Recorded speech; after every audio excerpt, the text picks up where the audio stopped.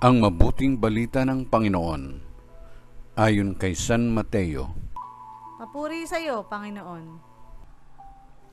Noong panahong iyon, sinabi ni Jesus sa kanyang mga apostol, walang alagad na higit kaysa kanyang guro, at walang aliping higit sa kanyang Panginoon.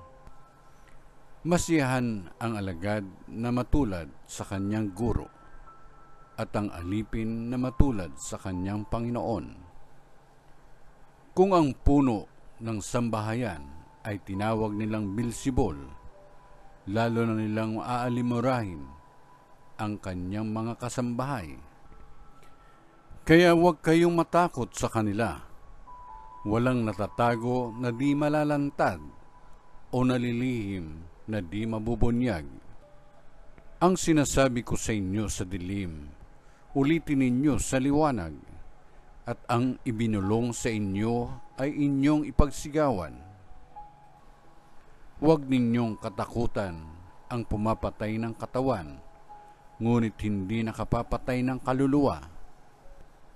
Sa halip, ang katakutan ninyo'y ang nakapapatay ng kaluluwa at katawan sa impyerno. Hindi ba ipinagbibili ang maya ng 2 pera? Gayunman, kahit isa sa kanila'y hindi nahuhulog sa lupa, kung hindi kalooban ng inyong Ama, maging ang buhok ninyo'y bilang na lahat. Kaya huwag kayong matakot, higit kayong mahalaga kaysa libo-libong maya.